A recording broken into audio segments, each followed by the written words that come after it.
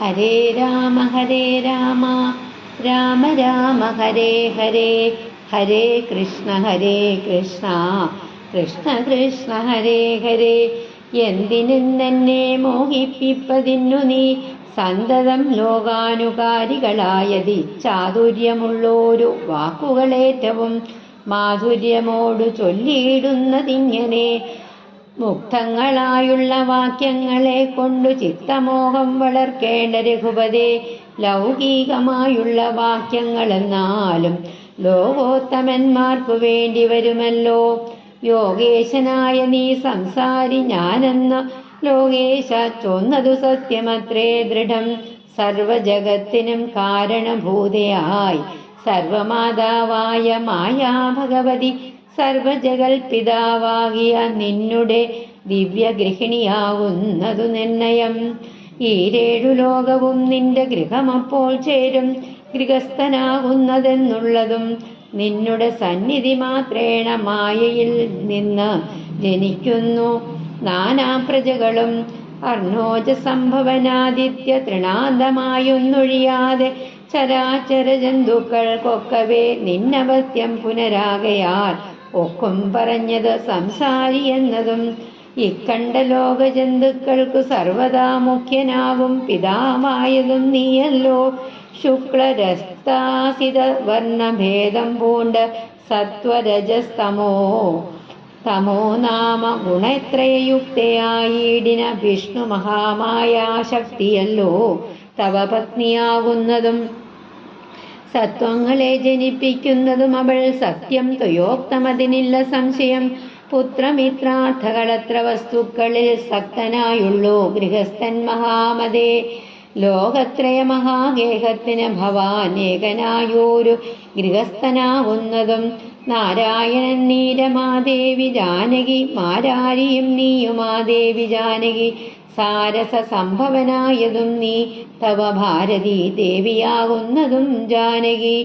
ആദിത്യനല്ലോ ഭവാൻ പ്രഭാജാനകി, ശീതകിരണൻ നീ രോഹിണി ജാനകി. ആദിതേയാധിപൻ നീ ശശി ജാനകി, ജാതവേദസു നീ സ്വാഹാ മഹീസുധാ. അർക്കജൻ നീ ദണ്ഡനീതിയും ജാനകി, രക്ഷോവരൻ ഭവാൻ താമസി ജാനകി. പുഷ്കരാക്ഷൻ ഭവാൻ ഭാർഗവി ജാനകി, ശക്രദൂതൻ നീ സദാഗതി ജാനകി. രാജരാജൻ ഭവാൻ സംഭൽക്കരി സീതാ, രാജരാജൻ നീ വസുന്ധരാ ജാനകി. രാജപ്രവരകുമാര രഘുപതേ, രാജീവലോചന രാമാ ദയാനിധേ. രുദ്രനല്ലോ ഭവാൻ രുദ്രാണി ജാനകി, സ്വർദ്രുമം നീലദാരൂപിണി ജാനകി. വിസ്തരിച്ചെന്തിനേറെ പറഞ്ഞിടുന്നു സത്യപരാക്രമ സൽഗുണവാരിധേ. യാതൊന്നു പുല്ലിംഗവാചകം വേദാന്തവേദ്യ തൽസർവവുമേവ നീ. ചേതോ വിമോഹന സ്ത്രീലിംഗവാചകം യാതൊന്നതൊക്കവേ ജാനകീ ദേവിയും. നിങ്ങൾ ഇരുവരും എന്നിയെ മറ്റൊന്നുമെങ്ങുമേ കണ്ടീല, കേൾപ്പാനുമില്ലല്ലോ. അങ്ങനെയുള്ളോരു നിന്നെ തിരഞ്ഞറിഞ്ഞെങ്ങനെ സേവിച്ചുകൊള്ളൂ ജഗൽപതേ. അതായത് എന്നെ മോഹിപ്പിക്കുന്നതിനായിട്ട് സദാ ഈ പ്രപഞ്ചത്തെ അനുകരിക്കുന്ന അതിചതുരങ്ങളായിട്ടുള്ള വാക്കുകൾ അങ്ങ് എന്തിനിത്ര മധുരമായി പറയുന്നു? അല്ലയോ രാഘവ, ആകർഷങ്ങളായ വാക്കുകളെ കൊണ്ട് ചിത്തമോഹം വളർത്തരുത്. ലോകോത്തമന്മാർക്ക് ലോകത്തിൽ ലൗകികമായ സംഭാഷണങ്ങൾ വേണ്ടിവരും. ലോകേശനുമായ നീ ഞാൻ സംസാരി എന്ന് പറഞ്ഞത് സത്യം തന്നെ. ഈ പ്രപഞ്ചത്തിന് മുഴുവൻ കാരണക്കാരെയും സർവമാതാവുമായ മായാ ഭഗവതി, ലോകപിതാവായ അങ്ങയുടെ ദിവ്യ ഗൃഹിണിയാണെന്നതും സത്യം തന്നെ. അപ്പോൾ 14 ലോകവും അങ്ങയുടെ വീടാണ്. അപ്പോൾ അങ്ങ് ഗൃഹസ്ഥനാണെന്ന് പറയുന്നതും ശരി തന്നെയാണ്. അങ്ങയുടെ സാന്നിധ്യം കൊണ്ട് മായയിൽ നിന്ന് എല്ലാ പ്രജകളും ജനിക്കുന്നു. ബ്രഹ്മാവ് മുതൽ പുൽക്കൊടി വരെയുള്ള ചരാചര ജന്തുക്കളെല്ലാം അങ്ങയുടെ സന്താനങ്ങളാകയാൽ അങ്ങ് സംസാരിയാണെന്ന് പറഞ്ഞതും ശരിയാണ്. അങ്ങ് ലോക ജന്തുക്കളുടെ എല്ലാം പിതാവാകുന്നു. വെളുപ്പ്, ചുവപ്പ്, കറുപ്പ് എന്നീ നിറവ്യത്യാസത്തോടു കൂടിയ സത്വം, രജസ്, തമസ് എന്ന 3 ഗുണങ്ങളോടുകൂടിയ വിഷ്ണുമായ ശക്തിയാണ് അങ്ങയുടെ ഭാര്യ. അവൾ തന്നെയാണ് ജീവജാലങ്ങളെയൊക്കെ സൃഷ്ടിക്കുന്നത്. അങ്ങ് പറഞ്ഞതെല്ലാം സത്യം തന്നെയാണ്, അതിന് യാതൊരു സംശയവുമില്ല. മക്കൾ, ബന്ധുക്കൾ, അർത്ഥം, പത്നി എന്നീ വിഷയങ്ങളിൽ ആസക്തനായിരിക്കുന്ന ഗൃഹസ്ഥൻ തന്നെയാണ് അങ്ങ്. 3 ലോകങ്ങളും കൂടിച്ചേർന്ന വലിയ വീടിന് അങ്ങ് ഒരേ ഒരു ഗൃഹനായകനാണ്. അങ്ങ് നാരായണനുമാകുന്നു, സീത ലക്ഷ്മി ദേവി തന്നെയാണ്. അങ്ങ് പരമശിവനും സീത പാർവതിയുമാകുന്നു. അങ്ങ് ബ്രഹ്മാവാണ്, സീതാദേവി സരസ്വതി ദേവിയുമാകുന്നു. അങ്ങ് ആദിത്യനും സീത പ്രഭയുമാകുന്നു. അതേപോലെ അങ്ങ് ചന്ദ്രനും സീത രോഹിണിയുമാകുന്നു. അങ്ങ് ഇന്ദ്രനും സീത ഇന്ദ്രാണിയുമാണ്. അങ്ങ് അഗ്നിയാണ്, സീത സ്വാഹയാകുന്നു. അങ്ങ് യമനും സീത ദണ്ഡനീതിയുമാകുന്നു. അങ്ങ് രക്ഷോവരനും സീത താമസിയുമാകുന്നു. അങ്ങ് വായുവാകുന്നു, അപ്പോഴോ സീത സദാഗതിയും. അങ്ങ് കുബേരനും സീത സമ്പൽക്കരിയുമാണ്. അങ്ങ് ചക്രവർത്തി തന്നെയാണ്, സീത ഭൂമി ദേവിയാണ്. അങ്ങ് രുദ്രനും സീത രുദ്രാണിയുമാകുന്നു. അങ്ങ് കൽപ്പവൃക്ഷമാണ്, സീതയോ വള്ളിച്ചെടിയും. അല്ലയോ ഭഗവാനെ, എന്തിനധികം വിസ്തരിച്ചു പറയുന്നു? ഈ ലോകത്തില് ഏതെല്ലാം പുല്ലിംഗ ശബ്ദങ്ങളുണ്ടോ അതെല്ലാം വേദാന്ത വേദ്യനായ അങ്ങ് തന്നെയാകുന്നു. ചേതോ മോഹനമായിരിക്കുന്ന ഏതെല്ലാം സ്ത്രീലിംഗ ശബ്ദങ്ങളുണ്ടോ അതെല്ലാം സീതാദേവിയുമാകുന്നു. നിങ്ങൾ ഇരുവരുമല്ലാതെ മറ്റൊന്നും ഈ പ്രപഞ്ചത്തില് എവിടെയും കാണാനുമില്ല, കേൾപ്പാനുമില്ല. അങ്ങനെയുള്ള പരമാത്മാവായ അങ്ങയെ അന്വേഷിച്ചറിഞ്ഞ് അല്ലയോ ജഗൽപദേ ഞാൻ എങ്ങനെയാണ് ഭജിക്കേണ്ടത്? മായയാ മൂടിമറിഞ്ഞിരിക്കുന്നൊരു നീയല്ലോ നൂനമവ്യാകൃതമായതും പിന്നെ അതിങ്കൽ നിന്നുള്ളു മഹത്തത്വമെന്നതിങ്കൽ നിന്നുണ്ടായി സൂത്രവും സർവാത്മകമായ ലിംഗമതിങ്കൽ നീ ഉർവീപതേ പുനരുണ്ടായി ചമഞ്ഞതും എന്നഹങ്കാര ബുദ്ധി പഞ്ചപ്രാണനിന്ദ്രിയജാല സംയുക്തമായൊന്നല്ലോ. ജന്മമൃതി സുഖ ദുഃഖാദികളുണ്ട് നിർമ്മലന്മാർ ജീവനെന്നു ചൊല്ലുന്നതും ചേതോ ചൊല്ലാവതല്ലാതനാദ്യ വിദ്യാഖ്യയെന്നു ചൊല്ലുന്നു കാരണോപാധിയെന്നും ചിലർ. സ്ഥൂലവും സൂക്ഷ്മവും കാരണമെന്നതും മൂലമാം ചിത്തത്തിനുള്ളോരുപാധിത്രയം എന്നിവറ്റാൽ വിശിഷ്ടം ജീവനായതും അന്യൂനനാം പരൻ തദ്വിയുക്തൻ വിഭോ. സർവപ്രപഞ്ചത്തിനും ബിംബഭൂതനായി സർവോപരിസ്ഥിതനായി സർവസാക്ഷിയായി തേജോമയനാം പരൻ പരമാത്മാവ് രാജീവലോചനാവുന്ന നീയല്ലോ. നിങ്കൽ നിന്നുണ്ടായി വരുന്നിതു ലോകങ്ങൾ നിങ്കൽ പ്രതിഷ്ഠിതമായിരിക്കുന്നതും നിങ്കലത്രേ ലയിക്കുന്നതുമൊക്കവേ നിൻകളിയാകുന്നതിതൊക്കെയോർക്കും വിധോ. കാരണമെല്ലാറ്റിനും ഭവാൻ നിർണയം നാരായണ നരകാരേ നരാധിപ. ജീവനും രഞ്ജുവിങ്കൽ സർപ്പമെന്നുള്ള ഭാവന കൊണ്ട് ഭയത്തെ വഹിക്കുന്നു. നേരെ പരമാത്മാ ഞാനെന്നറിയുമ്പോൾ തീരും ഭവഭയമൃത്യു ദുഃഖാദികൾ. തൊൽകഥാനാമ ശ്രവണാദി കൊണ്ടുടൻ ഉൾക്കാമ്പിലുണ്ടായി വരും ക്രമാൽ ഭക്തിയും. ത്വൽപാദ പങ്കജ ഭക്തി മുഴുക്കുമ്പോൾ ത്വൽബോധവും മനക്കാമ്പിലുദിച്ചിടും. ഭക്തി മുഴുത്ത് തത്വജ്ഞാനമുണ്ടായാൽ മുക്തിയും വന്നിടുമില്ലോരു സംശയം. ത്വൽഭക്തഭൃത്യ ഭൃത്യന്മാരിലേഖനം അല്പജ്ഞനാമെന്നെയും കരുതേണമേ. മായയാൽ എന്നെ മോഹിപ്പിയാതെ ജഗന്നായക നിത്യമനുഗ്രഹിക്കേണമേ. ത്വന്നാവി പങ്കജത്തിങ്കൽ നിന്നേകതാ മുന്നമുണ്ടായി ചതുർമുഖൻ മൽപിത. നിന്നുടെ പൗത്രനായി ഭക്തനായി മേവിനോരെന്നെ അനുഗ്രഹിക്കേണം വിശേഷിച്ചും. പിന്നെയും പിന്നെയും വീണു നമസ്കരിച്ച നീ വണ്ണം പറഞ്ഞിടിനാൻ നാരദൻ ആനന്ദബാഷ്പ പരിപ്ലുത നേത്രനായി വീണാധരൻ മുനി പിന്നെയും ചൊല്ലിനാൽ. അതായത് മായ കൊണ്ട് മൂടി മറഞ്ഞിരിക്കുന്ന അങ്ങ് തന്നെയാണ് അവ്യക്തം. ഈ അവ്യക്തത്തിൽ നിന്ന് മഹത്തത്വം ഉണ്ടായി. മഹത്തത്വത്തിൽ നിന്നും സൂത്രമുണ്ടായി. സൂത്രത്തിൽ നിന്ന് സർവമയമായ ലിംഗമുണ്ടായി. അത് അഹങ്കാരം, ബുദ്ധി, പഞ്ചപ്രാണങ്ങൾ, ഇന്ദ്രിയങ്ങൾ ഇവയുടെ സൂക്ഷ്മരൂപം ചേർന്നതാകുന്നു. പിന്നെയോ നിർമ്മലന്മാര് ജീവന് ജന്മം, മരണം, സുഖം, ദുഃഖം മുതലായവയൊക്കെ ഉണ്ടെന്ന് പറയുന്നു. അനിർവചനീയവും അനാദിയുമായ അവിദ്യയെ ചിലർ കാരണോപാധി എന്ന് പറയുന്നു. സ്ഥൂലം, സൂക്ഷ്മം, കാരണം എന്നിവ മൂലമാകുന്ന ചിത്തത്തിനുള്ള 3 ഉപാധികളാകുന്നു. ഈ ഉപാധികളാല് വിശേഷിപ്പിക്കപ്പെടുമ്പോൾ അത് ജീവാത്മാവാകുന്നു. ഉപാധികളാൽ പരിച്ഛിന്നനല്ലാത്ത, അതായത് മറയ്ക്കപ്പെടാത്ത പരമാത്മാവ് ഈ ഉപാധികളോട് കൂടിയതല്ല.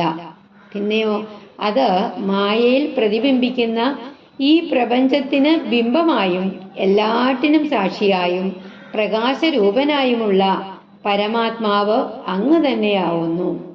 ഈ ജഗത്ത് മുഴുവൻ നിന്നിൽ നിന്ന് ഉണ്ടാകുന്നു. നിന്നിൽ തന്നെ അത് സ്ഥിതി ചെയ്യുന്നു. പിന്നെയോ നിന്നിൽ തന്നെ അത് ലയിക്കുന്നു. യഥോ വാ ഇമാനി ഭൂതാനി ജായന്തേ ഏന ജാതാനി ജീവന്തി യത് പ്രയത്യഭിസംവിശന്തി തദ് വിജിജ്ഞാസ സത്. ഹരേ കൃഷ്ണ. യത് പ്രയത്യഭിസംവിശന്തി തദ് വിജിജ്ഞാസാസ്വതത് ബ്രഹ്മേതി. ഇത് ഈ പരമാത്മാവ് ഈ മായാകർമ്മങ്ങളെല്ലാം എന്തിനാണ് അനുഷ്ഠിക്കുന്നത്? ഈ ചോദ്യത്തിന് മഹത്തുക്കൾക്ക് പോലും ഉത്തരം നൽകാൻ സാധിക്കില്ല. എല്ലാം കൂടി ചിന്തിച്ചു നോക്കുമ്പോൾ ഇവയെല്ലാം അങ്ങയുടെ ലീലാവിശേഷങ്ങൾ ആകുന്നു. എന്തായാലും എല്ലാറ്റിനും കാരണം പരമാത്മാവായ അങ്ങ് തന്നെയാണ് എന്നത് നിശ്ചയം തന്നെയാണ്. ഒരു കയറിന്റെ കഷ്ണം കണ്ടിട്ട് പാമ്പാണെന്ന് തെറ്റിദ്ധരിച്ച് ഭയദുഃഖങ്ങൾ അനുഭവിക്കുന്നത് പോലെ സാക്ഷാൽ ആത്മാവായുള്ള ജീവൻ അനാത്മാവാണെന്നുള്ള സങ്കല്പത്താല് ഭയപ്പെടുന്നു. പരമാത്മാവിനെ നേരിട്ട് അറിഞ്ഞിട്ട് ഞാൻ പരമാത്മാവാകുന്നു, അതായത് അഹം ബ്രഹ്മാസ്മി എന്ന് ബോധിക്കുമ്പോൾ സംസാരവും അതിലുള്ള ഭയവും മരണവും ദുഃഖങ്ങളെയെല്ലാം സൂര്യപ്രകാശത്തിൽ ഇരുളെന്ന പോലെ മറഞ്ഞുപോകും. സംസാര ദുഃഖ നിവൃത്തിക്ക് ബ്രഹ്മജ്ഞാനമാണ് ആവശ്യം. അതിന് ഭക്തി ഉണ്ടാകണം. ഭഗവത് കഥകളും ഭഗവത് നാമങ്ങളും കേൾക്കുകയും ഉച്ചരിക്കുകയും ആലോചിച്ചിട്ട് ഉള്ളിൽ ഉറപ്പിക്കുകയും ചെയ്യുന്നതിലൂടെ ക്രമേണ ഭക്തിയുണ്ടാവും. ഭക്തി അതിന്റെ പാരമ്യത്തിൽ എത്തുമ്പോൾ ബ്രഹ്മജ്ഞാനം ഉണ്ടാവും. അതോടെ മുക്തിയും സിദ്ധിക്കും. അങ്ങയുടെ ഭക്തന്മാരുടെ ദാസന്മാരുടെ ദാസനായിട്ട് അല്പജ്ഞനായ എന്നെ കൂടി അവിടുന്ന് കരുതേണമേ. മായയെ കൊണ്ട് എന്നെ മോഹിപ്പിക്കാതെ നിത്യവും അനുഗ്രഹിക്കണമേ. പണ്ടൊരിക്കല് അങ്ങയുടെ നാഭി പങ്കജത്തിൽ നിന്ന് എന്റെ പിതാവായ ബ്രഹ്മദേവൻ ഉണ്ടായി. അങ്ങയുടെ പുത്രന്റെ പുത്രനും ഭക്തനുമായ എന്നെ അനുഗ്രഹിക്കണം. വീണ്ടും വീണ്ടും ഭൂമിയില് വീണ് നമസ്കരിച്ച് ആനന്ദ ആശ്രുക്കൾ ഒഴുകുന്ന നേത്രങ്ങളോട് കൂടിയിട്ട് വീണാധരനായ നാരദ മഹർഷി പറഞ്ഞു.